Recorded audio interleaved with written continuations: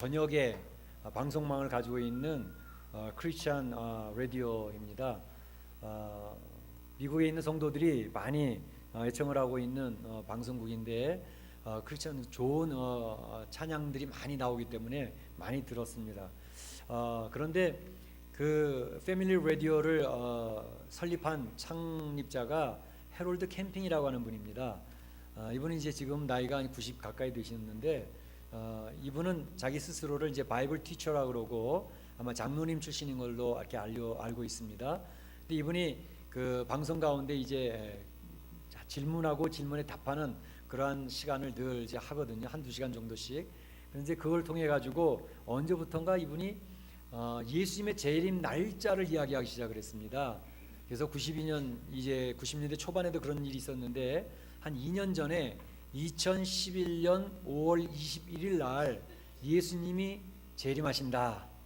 그래서 이 세상을 심판하시고 예수님이 재림하시고 하나님의 나라가 열리게 된다라고 하는 것을 자신이 이제 대홍수 사건과 예수님의 십자가의 사건 이런 것들을 계속 연구한 가운데 그런 결론을 내리게 됐다. 이렇게 하면서 계속 많은 사람들을 가르쳤습니다. 그래서 많은 사람들이 굉장히 그 말씀에 대해서 반응이 이제 그 말씀 들으면서 두려워하는 사람도 있고 또 웃는 사람도 있고 어디 보자 그러는 사람도 있고 반응들이 여러 가지였습니다. 그런데 이제 21일 되기 전 한 달 전부터는 그 미국에는 이제 큰 길가에 이게 빅보드를 세우지 않습니까? 빌보드 세워가지고 그곳에서 광고를 하게 되는데 거기다가 5월 20일을 기억하십니까? 그래가지고 계속 대대적인 광고를 했습니다. 그 LA 계셨던 분들은 거의 보셨을 거예요. LA뿐만 아니라 뉴욕이나 미국 전역에 중요한 곳에는 그런 광고를 계속했지요. 뭐 그것을 지지하는 많은 성도들이 있어서 지원 후원금을 많이 내고 집도 팔아서 내고 어떤 사람들은 학교도 다니는 것도 직장 다니는 것도 그만두고 그리고 온전히 거기에 매달렸던 그런 일이 있었습니다. 그래서 부부간에 이제 그러한 의견 충돌로 인해서 이혼하는 사람도 생기고 또 자살하는 사람도 생기고 막 그런 일들이 많이 벌어졌던 것이죠. 그래서 5월 20일 됐을 때 저도 저희 교회 성도들한테 자 5월 20일을 잘 주목하고 보십시오. 어떤 일이 벌어지는가. 그 말들을 여러분들은 주의 있게 잘 들을 필요는 있습니다. 그러고서 제가 설교를 했었어요. 근데 5월 20일이 딱 됐는데 아무 일도 일어나질 않았어요. 아무 일도 일어나질 않았습니다. 그러니까 그 패밀리 라디오에서 이야기하기를 하나님이 우리에게 자비의 시간을 주셨다라고 이야기를 했습니다. 그래서 예수님이 이제 공중에 재림은 하셨는데 우리의 자비를 주시기 위해서 심판을 조금 연기하셔서 10월 21일 날 오실 것이다. 다시 계산해 보니까 그런 것 같다고 그렇게 이야기를 했습니다. 그래서 또 그럼 10월 21일까지 한번 기다려 봅시다. 그래서 10월 21일까지 기다렸는데 역시 아무 일도 벌어지지 않았습니다. 그래서 그렇게 얘기를 했습니다. 그 많은 사람들이 당신이 책임지라고 그 일 때문에 이제 직장도 그만두고 이혼하는 사람도 있고 자살하는 사람도 생기고 그랬는데 당신은 어떻게 책임질 거냐고 이제 기독교에서 많이 그것에 대해서 클레임을 했죠. 그랬더니 그 사람이 5월 20일 됐을 때 이야기하기로는 나는 그렇게 하라고 지시한 적이 없다고 난 그냥 성경 말씀만 가르칠 뿐이라고 그리고 발뺌을 했었습니다. 그러나 10월 21일에도 또 그런 일이 없으니까 이제 10월 31일 날 이제 라디오 방송은 다 크로즈 해버리고 이제 인터넷을 통해서 광고만 내고 그러는데 사과문을 발표하기를 나를 추종하는 사람들을 잘못 이끄는 것에 대해서 내가 후회하고 또 사과합니다. 그런 사과 방송을 냈습니다. 그래서 그런 하나의 해프닝으로 일이 끝났는데 이 종말에 대한 것, 예수님의 재림에 대한 것을 통해서 많은 사람들이 혼동스러워하는 경우들이 많이 있습니다. 그래서 예수님께서는 바로 이 예수님의 종말 이 세상의 재림에 대해서 오늘 본문의 말씀을 통해서 귀한 메시지를 우리에게 전해주고 있는 것을 볼 수가 있는 것이죠. 그래서 우리 사랑하는 성도들이 이 마지막 때 종말 재림에 대한 것들을 어떻게 우리가 정리하고 준비하고 있어야 되겠는가 하는 것들을 오늘 본문을 통해서 잘 배우셨으면 잘 깨달으셨으면 좋겠다 하는 생각이 있어서 오늘 이 말씀을 잠시 나누고자 합니다. 오늘 말씀 보게 되면 하나님의 나라가 어느 때에 임하겠습니까? 하나님의 나라가 어느 때에 임하겠습니까? 라고 하는 질문을 던졌던 사람이 있습니다. 이 세상의 마지막 때에 대해서 이야기를 하는 것이죠. 그런데 바로 그 질문했던 사람들은 바리새인들이었습니다. 20절에 보는 것처럼 바리새인들이 하나님의 나라가 어느 때에 임하나이까 예수께 묻건을 예수께서 대답하여 이르시되 이렇게 얘기를 하셨죠. 바리새인들이 생각하는 하나님의 나라의 개념, 그것을 다시 한번 생각해 볼 필요가 있습니다. 바리새인들은 하나님의 나라라고 할 때에 그 개념이 이제 현세적이었습니다.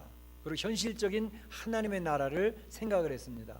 이것은 많은 유대인들이 가지고 있던 일반적인 생각들이었습니다. 그렇기 때문에 예수님을 따르면서 예수님의 말씀을 배웠던 예수님의 제자들조차도 사도행전에 보게 되면 그러한 식의 질문을 하고 있는 것을 볼 수가 있어요. 하나님의 나라가 언제 회복이 되겠습니까? 그런데 그런 질문을 던지는데 바로 이 바리새인들이 생각하는 것은 모세와 같은 또는 다윗과 같은 어떤 정치적인 권세가 있고 힘 있는 그런 리더가 나타나서 메시아가 나타나서 지금 로마의 압제를 받고 있는 이스라엘 백성들을 해방시키고 로마를 물리치고 그래서 하나님의 왕국에 세워질 것을 기대하고 있었다는 것이죠. 그러니까 지금 이 바리새인들이 예수님 앞에 하나님의 나라가 어느 때에 임하겠습니까? 라고 묻는 내용은 뭐냐 하면 바로 이제 이 로마를 물리치고 이스라엘 나라가 식민지에서 벗어나서 해방된 독립국가라서 좀 회복된 그 나라가 언제쯤 되겠습니까? 이렇게 묻는 내용이에요. 그리고 당신이 모세와 같이 또는 다윗과 같이 바로 이 이스라엘을 회복시킬 메시아가 맞습니까? 이렇게 묻고 있는 내용이 되는 것이죠. 이 말씀을 들으시면서 예수님께서 하나님 나라에 대한 개념을 그들에게 다시 한번 조정시키면서 바르게 알려주는 내용이 나오고 있는 것이죠. 하나님의 나라는 이 세상의 어떤 나라를 물리치고 정치적으로 한 국가를 세우는 그러한 것이 하나님의 나라가 아니다 라고 말씀을 하십니다. 하나님의 나라라고 하는 것은 바로 하나님께서 예수님을 통하여서 통치하시는 그 하나님의 통치가 온전히 이루어지는 나라, 그 나라가 하나님의 나라라고 하는 개념을 새롭게 그들에게 알려주고 계시는 것이죠. 그렇기 때문에 여기서 30절에서 20절에서 얘기하는 것처럼 하나님의 나라는 너희 안에 있느니라 이렇게 얘기를 하고 계시잖아요. 하나님의 나라가 언제 임하겠습니까? 묻는 그들에게 하나님의 나라는 이미 너희들 중에 있다니까 이렇게 얘기를 하시죠. 누가복음 11장 20절에서도 그렇게 얘기하셨습니다. 귀신을 쫓아내는 그런 사역을 하는 가운데 제자들이 눈이 둥그렇게 쳐다보니까 하나님의 나라가 이미 너희 가운데 임하였느니라 이렇게 말씀하셨어요. 그러니까 예수님이 말씀하신 하나님의 나라는 이러한 세상의 정치적인 국가의 개념이 아닌 영적인 통치의 개념으로 이야기를 하고 계시는 것이죠. 그러니까 하나님의 통치가 이루어지는 곳, 예수님의 통치가 먹히는 곳, 그것은 곧 하나님의 나라가 이미 임하고 있다고 하는 사실을 설명하고 계시는 것이죠. 우리 성도들이 착각하실 수가 있어요. 그러면 우리 죽은 성도들이 신앙생활하다 죽은 다음에 하나님 나라 가는 거는 아닌가? 그것도 맞습니다. 우리가 지난 시간에 부자와 거지 나사로의 이야기를 통해서 하나님의 나라, 성도들이 이 세상 신앙생활하다가 죽으면 이민 가고 이사 가는 그곳, 그 공간적이고 장소적인 하나님의 나라가 분명히 있습니다. 그러니까 하나님의 나라, 이제 우리 성도들이 옮겨가게 될 그 공간적이고 장소적인 하나님 나라의 나라가 분명히 존재를 하는데 그곳은 하나님의 통치가 완전히 100% 통치가 이루어지는 나라가 우리가 얘기하는 천국 하나님의 나라의 개념입니다. 그래서 우리 성도들이 가게 될 그 하나님 나라는 사단이 틈탐이 없고요, 죄가 없고 서로 성도들 간에 다툼도 없고 고민하는 것이 전혀 없는, 그러니까 눈물이 없죠, 사망도 없죠, 그리고 모든 행복이 있는 것이 그 하나님의 나라 천국입니다. 그런데 여기서 이야기하는 하나님의 나라, 주님의 통치가 이루어진 하나님의 나라 개념은 무엇이냐? 이미 예수님께서 귀신을 내쫓는 일, 죽은 자를 살려내시는 일, 또 그 권세를 제압하는 그런 일들, 이 하나님의 통치가 이루어지는 이곳이 예수님이 초림하심으로 말미암아 하나님 나라가 시작되었음을 이야기하는 것입니다. 그러니까 하나님 나라는 이미 시작이 되어졌는데 하나님 나라가 완성되는 것은 언제냐? 예수님이 재림하심으로 말미암아 하나님 나라는 100% 통치가 이루어지는 천국이 이루어진다는 것을 이야기하는 것이죠. 이 세상에서는 성도들의 심령에 하나님의 말씀이 먹혀요. 성도들은 하나님의 말씀의 통치를 받는 사람들입니다. 그래서 주의 말씀이 있을 그 말씀에 순종하려고 발버둥치는 성도들이 있게 되는 것이죠. 그러나 이 세상에 살고 있는 성도들의 하나님의 나라는 불완전한 하나님의 나라입니다. 그러니까 이 세상에서 성도들이 하나님 말씀대로 살려고 애를 쓰고 순종하려고 애를 쓰지만 우리 안에 있는 죄의 성품이 그것과 계속 대적을 합니다. 그래서 하나님 말씀 살다가 어떨 때는 보면 죄의 성품이 너무 강해서 주님 앞에 순종하기보다는 불순종하는 모습으로 쓰러지고 넘어지고 낙심하고 실망하고, 그래서 어떤 데 보면 나도 모르는 사이에 죄의 자리에 앉아 있고, 그래서 성도들이 괴로워하고 힘들어하죠. 이 세상의 성도들의 하나님의 나라는 이와 같이 불완전한 하나님의 나라로 지금 이 하나님의 나라가 세워져 가고 있는 중에 있는 것이죠. 그러니까 우리 성도들이 신앙생활하면서 나 하나님 말씀대로 살고 싶어. 그 하나님 말씀이 나한테 영향을 미쳐요. 그래서 주의 말씀을 묵상하고 성경을 읽고 그럴 때 그 말씀이 나를 장악을 하죠. 하나님 말씀대로 살아야지. 하나님 뜻대로 살아야지. 그러한 하나님 말씀을 받는 심령들이 하나님의 백성들입니다. 그것이 하나님 나라가 이미 임하고 있는 것이죠. 하나님 나라가 이미 성도들의 심령에 시작이 되어진 것입니다. 그런데 그 하나님의 나라가 이 세상에서는 불완전하기 때문에 계속 우리는 주님의 보혈을 의지해야 되고 성령님이 우리를 인도해 주시도록 성령을 의지하는 가운데 이 세상에서는 이겼다가 졌다가 이겼다가 졌다가 신앙생 영적인 싸움에서 승리했다가 영적인 싸움에서 패배했다 하는 것이 계속 반복되고 있는 것입니다.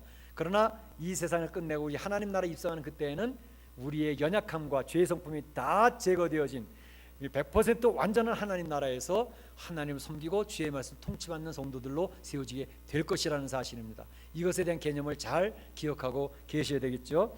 그래서 지금도 하나님의 말씀을 읽으면서 또 주의 말씀을 암송하면서 또 하나님 말씀대로 살려고 발버둥치는 성도가 있다면 그 사람은 하나님 백성이 맞습니다. 그리고 하나님 말씀대로 살다가 또 승리하는 경험도 갖게 되어지고 때로는 패배하는 경험도 갖게 되어지는 것이죠. 또 기도를 기도하면서 주님의 위로가 있는 심령들, 기도하다가 이제 내가 죄의 자리에 그대로 머무르고 있으면 성령님께서 우리의 마음을 와서 건드리셔요. 지적하면서 녹화하시면서 너 하나님의 백성인데 나의 사랑받는 대상인데 왜 죄의 자리에 그대로 있냐고, 거기서 벗어나야 된다고 성령님 우리를 녹화하시거든요. 말씀을 통해서 설교를 통해서 여러 가지의 우리 주변 환경을 통해서 하나님은 우리에게 계속 말씀을 하십니다. 그 말씀을 들으면서 성도들이 회개하기도 하고 돌아서기도 하고 하면서 주의 뜻을 따라가는 있는 삶이죠. 그래서 우리 성도들이 여기서 광해 신앙의 영적인 광해 생활을 좀 하고 있는 것입니다. 그러니까 말씀을 듣고 있는 성도, 기도를 통해서 하나님과 교제가 되어지고 있는 성도는 하나님의 백성이 맞습니다. 그렇기 때문에 이 세상 살아갈 때에 성도들이 예수님과 친밀해지셔야 돼요. 예수님과 친밀해지셔야 된다. 그러니까 신앙생활을 하면서 주의 말씀 앞에 내가 영향을 받아야 되고 주의 말씀대로 살려고 결단도 내야 되고 그러면서 또 승리도 맛보고 또 하나님께서 도와주신 것도 체험하는 그런 은혜가 있어지기를 주의 이름으로 축복합니다. 그런데 종말을 잘못 준비하는 사람들이 있습니다. 23절에 보게 되면 보라 여기 있다 보라 저기 있다 하리라 그러나 너희는 가지도 말고 따르지도 말라 이렇게 얘기를 했습니다. 주님이 재림하시기 전엔 여러 가지 미혹하는 영들의 역사가 강합니다. 그래서 거짓 예언자들이 이야기를 계속하는 것이죠. 예수님이 이미 오셨다고, 계룡산에 예수님이 오셨다고, 또 지리산에 예수님이 오셨다고, 용문산에 예수님이 오셨다고, 그렇게 이야기한 일들이 한국에는 여러 차례 있었습니다. 그 현재도 재림 예수가 한국에는 많이 있습니다. 그런데 바로 여기저기에서 예수님이 왔다 또 메시아가 왔다 그렇게 이야기를 들으시거들랑 그건 다 가짜인 줄 아시기 바랍니다. 왜냐하면 예수님의 오심은 몇몇 사람만이 알도록 오시지 않습니다. 몇몇 그룹만이 알 수 있도록 오시는 예수님이 아니십니다. 오늘 본문에서 이야기하는 것처럼 번개처럼 예수님이 임하심이 그러하다 그랬어요. 번개가 한번 땅 치면 지구를 7바퀴 반 돈다 그러지 않습니까? 한 순간적으로 나타나는 현상이기 때문에 예수님의 재림은 전 우주적으로 나타납니다. 그러니까 미국은 낮이면 한국은 밤과 낮이 어떻게 되죠? 그러나 미국에서 볼 때 한국에서도 동시적으로 또 소련이나 중국에서도 동시적으로 예수님이 재림하셨다는 사실을 우주적으로 알게 되어지는 것입니다. 그렇기 때문에 어디서 소리 소문 없이 이쪽 구석 저쪽 구석에서 예수님 오셨다고 얘기하는 것은 다 가짜입니다. 그렇기 때문에 성도들이 예수님의 재림에 대해서 이제 혼동되지 않도록 그렇게 하시길 바랍니다. 요한계시록 1장 7절에도 그렇게 말씀하셨죠. 볼지어다 구름을 타고 오시리라. 예수님 오심을 설명하는 겁니다. 각인의 눈이 그를 보겠고 그를 찌른 자들도 볼 터요. 심지어 예수님을 창으로 찔렀던 그 로마의 군사들도 예수님이 재림하신 것을 보게 된다는 것입니다. 그러니까 시공간을 초월하는 예수님의 재림이에요. 그러니까 전 우주적인 재림이기 때문에 이 소리 소문 없이 한쪽 구석에서 오시는 예수님이 아니시라는 것이죠. 땅에 있는 모든 족속이 그를 인하여 애곡하리니 과연 그러하리라 이렇게 얘기를 하고 있지 않습니까? 예수님의 재림하심은 이와 같이 오시는 것입니다. 또 재림 시기에 대해서도 이야기를 하는데 만약에 어떤 사람들이 이야기하기를 예수님이 재림하시는데 몇 년 몇 월 며칠에 예수님 재림한다고 그러시더라. 그런 거 다 가짜입니다. 대표적인 게 아까 말씀드렸던 해롤드 캠핑 같은 분 몇 년 몇 월 며칠 있을 수가 없어요. 우리 한국에서도 1992년 10월 29일 다미선교회에서 그런 일을 했습니다. 그래서 10월 29일 날 연세대학교 근처에 한 방에서 사람이 얼마나 모여가지고 예수님의 재림을 기다렸는지 모릅니다. 경찰들이 얼마나 많이 동원이 되어져가지고 불상사를 막기 위해서. 그런데 하나 해프닝으로 끝나버렸잖아요. 그 당시에 이장님이라고 하는 목사님이 있었는데 생명의 삶에서 영어를 번역하는 분이었기 때문에 이제 인텔리가 그런 얘기를 하니까 많은 사람들이 현혹이 되었습니다. 나중에 그분이 사과를 하고 반성한다고 얘기를 했죠. 그런데 하방익이라고 하는 중학교 학생 그 아이가 꿈꾸고 뭐 예언했다는 그 내용을 가지고 1992년 10월 29일 날 예수님 재림하신다는 것을 얼마나 많은 사람이 믿었는지 몰라요. 그래서 재산도 팔고 말이죠. 또 그런 일들이 있었습니다. 그러나 그것은 맞을 수가 없죠. 왜 맞을 수가 없냐면 마태복음 24장 36절에서 예수님이 하신 말씀이 그 날과 그 때를 아무도 모르거니와 오직 아버지만 아시느니라 그랬어요. 예수님이 말씀하시는데 예수님 본인도 모르는 내용이고 오직 성부 아버지 하나님만 아시는 내용인데 그 날과 그 때를 이야기하면 잘못된 거죠. 그러니까 이런 얘기를 들으시거들랑 그건 다 가짜구나 그렇게 하시면 되겠습니다. 데살로니가후서 2장 2절에서 그런 얘기를 했습니다. 주의 날이 이르렀다고 쉬 동심하거나 두려워 아니할 것이니라 이렇게 했습니다. 그래서 예수님이 재림하신다는 얘기를 들을 때 많은 사람들이 어떡하지? 그러면서 두려워하거나 막 동요하고 그런 일들을 있지 않도록 그렇게 해라 이렇게 이야기를 하고 있는 것입니다. 예수님께서 말씀하시는 것은 그럼 재림에 나타나는 때는 어떠할 것이며 또 성도들은 어떻게 준비해야 될 것인가 하는 것을 말씀하십니다. 예수님이 재림하실 당시에 나는 상황들, 그러니까 어느 몇 년 몇 월 며칠은 이야기하지 않지만 그때 나타나는 징조들을 쭉 이야기하고 있죠. 그것에 대해서 오늘 두 가지를 이야기합니다. 첫째는 노아의 때와 같을 것이다 그랬습니다.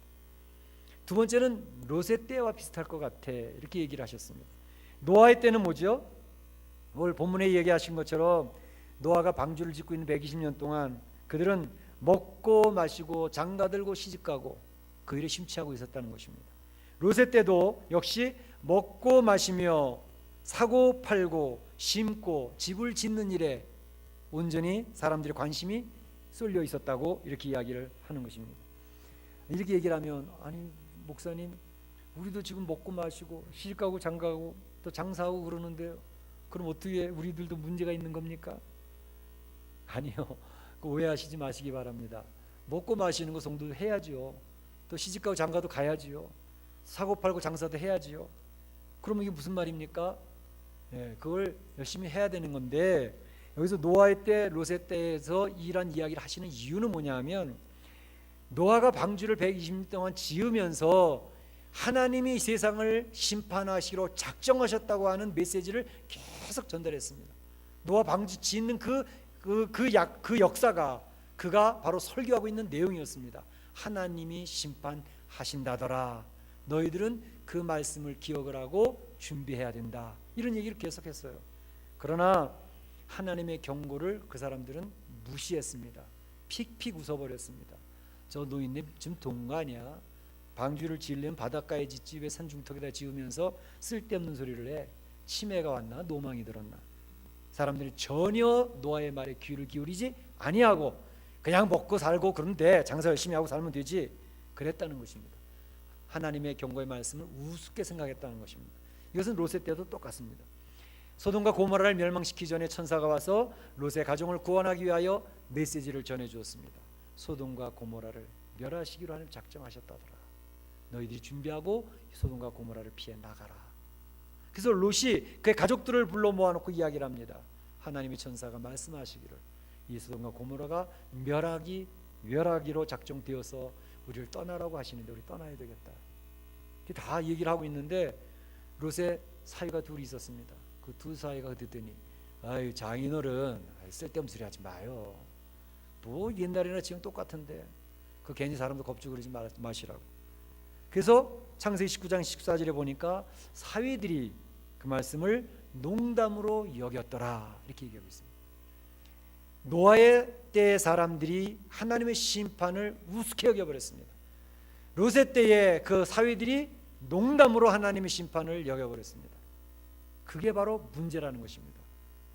그러니까 그들은 하나님의 말씀에 귀를 기울이지 않고 그들의 삶에, 세상 삶에 집착하면서 살아갔다는 것을 이야기하고 있는 것입니다. 예수님은 바로 그것을 경고하는 것이죠. 사실 성도들이 그런 것에 자꾸 무감각해지는 이유는 이런 종말론, 이런 재림론, 언제 예수님 재림한다고 했던 이런 해프닝들이 자주 반복되다 보니까 믿는 성도들조차도 에이 예수님 재림하시면 하시는 거지 뭐 그런 관심 없어 나는 그렇게 되어지는 분위기로 가는 거죠. 그러니까 예수님의 재림에 대해서 전혀 관심을 기울이지 않는 것입니다. 저는 그것을 보면서 이것도 사단의 술수 가운데 하나겠구나 그런 생각을 해봐요. 예수님의 재림은 분명한 거거든요. 그리고 예수님의 재림의 때를 성경에서 계속 이야기를 하고 있거든요. 그래서 그것에 대해서 성도들은 무감각해져서는 안 되고 준비하는 심령이 되어져야 되는 것은 맞아요. 그런데 그 자체도 잊어버리고 그냥 세상 일에 집착을 한다면 그것은 분명히 문제가 되어지고 심판 때 그 심판을 피할 수 없게 된다고 하는 것이 예수님이 오늘 말씀의 권면이거든요. 그러니까 예수님이 그런 얘기를 하시는 거예요. 두 가지 준비할 것. 지붕 위에 있던 사람은 세간을 가지러 집으로 내려가지 말아라. 또 한 가지는 뒤로 돌이키지 말라 이렇게 얘기를 했습니다. 바로 지붕 위에 있는 자가 세간을 가지러 가지 말라 하는 말은 무슨 말이냐면 이 이스라엘 백성들의 그 집들은 슬라브 집을였습니다. 그러니까 지붕 위에가 편편했어요. 그러니까 많은 사람들이 그 지붕 위에 계단으로 올라가서 그 지붕 위에서 휴식을 취하기도 하고 그 장소는 곧잘 기도하는 장소로 쓰여졌습니다. 그러니까 예수님이 기도하고 있던 성도들이 기도하다가 이 종말의 때가 됐다고 해서 세간 가지러 가지 말라. 세간 가지러 간다는 것은 세상 삶의 마음을 빼앗겨서는 안 된다는 것입니다. 뒤를 돌이키지 말라. 롯의 처가 소돔과 고모라 성을 바라본다고 뒤를 돌아봤다가 소금 기둥이 되지 않았느냐. 그러니까 뒤를 돌아보지 말라. 누가복음 9장 62절에서 얘기하는 것처럼 쟁기를 잡고 뒤돌아보는 자는 하나님의 나라에 합당치 않다 이렇게 얘기를 했습니다. 이것은 하나님을 따라가던 사람들이 세상의 마음을 빼앗기는 일이 없도록 해라 하는 것을 주시는 말씀입니다. 예수님이 재림하실 때 종말이 가까웠을 때 성도들이 정신 차려야 할 것은 바로 이 세상에 집착하다가 마음 빼앗긴 일이 없도록 하라 하는 것을 이야기하시는 것입니다. 물론 이걸 또 오해하시면 안 됩니다. 그럼 이제 뭐 장사하는 거 다 집어치우고 일반 생활하는 거 다 집어치우고 기도원에 들어가서 그저 기도원에서 기도만 하고 있다가 예수님 종말을 맞이할 거요? 그거는 아닙니다. 기도원 가서 일상생활을 다 내팽개치고 기도만 하고 있으라고 얘기하시는 게 아니에요. 오히려 그래서 문제가 되는 경우들이 굉장히 많습니다. 하나님 말씀하시는 것은 자기에게 주어진 생업이 있습니다. 삶이 있습니다. 그것은 성실하게 잘 감당하는 게 중요합니다.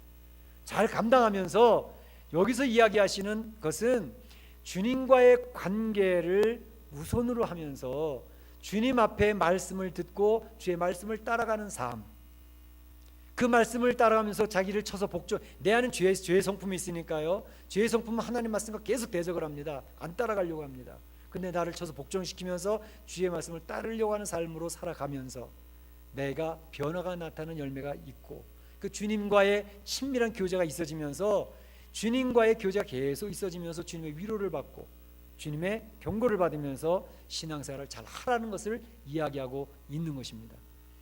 성도들은 이 세상에서 하나님 나라를 맛보는 사람들입니다. 그래서 성도들이 이 세상에서 주님과 친밀해지면서 주님이 나에게 도와주시는 것들, 주님이 어려울 때 위로해 주시는 말씀들 듣고, 또 내가 죄를 지을 때는, 죄의 자리에 있을 때는 나를 경고하시는 주의 음성을 들으면서 주님 앞에 눈물을 흘리기도 하고, 또 주님께서 위로하시는 음성을 듣기도 하고 말이죠. 그런 가운데 참으로 희한한 것은 하나님이 우리의 가정을 돌봐주시고 우리의 사업의 문제를 풀어주시고 우리의 삶 속에 들어와서 관여하시는 주님을 체험하는 것, 이것이 중요한 것이거든요. 그러한 삶을 누리고 있다면 주님이 오늘 오셔도 괜찮아요. 내일 오셔도 괜찮아요. 주님이 언제 오시는 시기, 때가 문제가 아니라 주님의 말씀대로 순종하면서 살고 하나님의 나라를 맛보면서 사는 게 중요하지, 그것을 놓치면 안 된다는 것입니다. 오늘 바리새인들이 질문했습니다. 어느 때에 하나님의 나라가 임하겠습니까? 예수님이 그 날짜와 시간은 그렇게 중요한 게 아니란다. 성도들에게 중요한 것은 바로 주님과 관계 속에서 주님을 친밀하게 느끼면서 주님의 말씀을 듣고 순종하면서 그의 삶이 하나님 나라를 맛보면서 이 세상을 사는 사람이 하나님의 나라를 옮겨가게 되는 거야. 하나님 나라를 맛보면서 살아라, 이렇게 얘기하고 계시는 것입니다. 사랑하는 성도 여러분이 오늘 하나님 나라를 맛보면서 살 수 있기를 축복합니다. 주님의 역사를 체험하기를 축복합니다. 그래서 이 세상 하나님 나라를 불완전하지만 하나님 나라를 맛보면서 사시다가 우리 생명을 불러주실 때 그 완전한 하나님 나라로 옮겨가셔서 영생을 누리시는 복된 성도 되시기를 주의 이름으로 축복합니다. 기도하겠습니다. 이 시간에 조용히 하나님의 나라를 한번 생각해 보시면서 나의 삶을 돌아보시면서 한번 기도하시기를 원합니다.